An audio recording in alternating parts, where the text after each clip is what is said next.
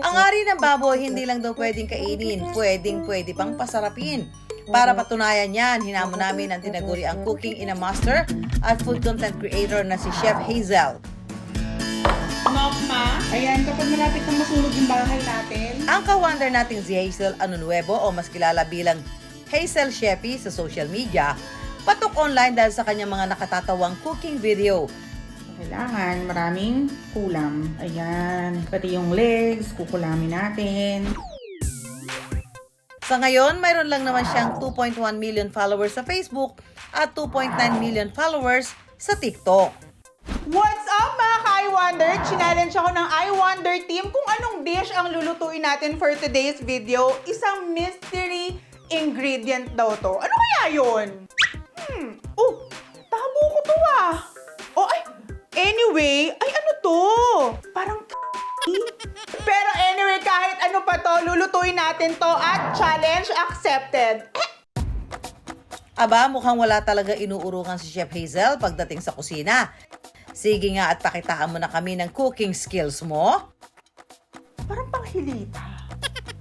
Tapos, maraming buhok. So, ang gagawin natin dito, syempre, kung mabuhok, ayaw naman natin kumain ng mabuhok. Kailangan natin ng... Tada!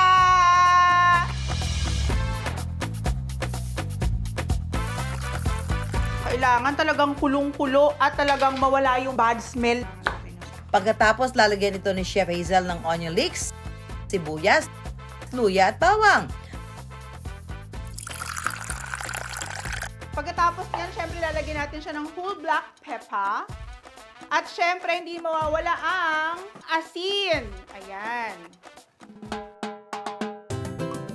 Pakukulan ito ni Hazel ng 15 to 20 minutes. Ayan, titignan na natin. Ngayon, malambot na siya. Aahunin na natin siya sa kahirapan. Pagkatapos maahon sa kahirapan, maahon sa kaldero, hiniwa ito ni Chef Hazel ng manipis. Ang gagawin natin dito ay pork tausi. So ngayon, ang gagawin naman natin ay ipiprito natin tong tokwa. Kapag golden brown na ang tokwa, hahanguin ito at saka hihiwain. Sunod na ipiprito ang ari ng baboy. After natin makayumanggi ang ng baboy, ngayon magigisa na tayo. Siyempre, uunahin natin ang wangba. Sunod na ilalagay ang luya, sili, bell pepper, ari ng baboy, suka, toyo, paminta, tokwa at oyster sauce.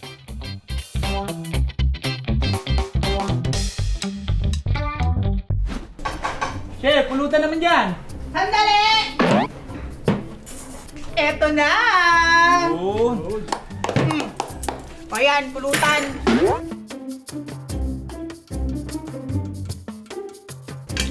Solid. Sarap. Medyo chili. Bagay na bagay sa pangpulutan. Pulutan talaga siya. Hindi ko masasabi kung Thai part or ano eh. Sarap. Lasa ko ulit. Mascarata to ng baboy. Matapos ang tikiman, time to reveal na! Kinain ninyo, baboy yan. Masarap, tsaka di mo maano dahil Gulat ako eh. Yung pala yung kinakain namin eh. Masarap ah.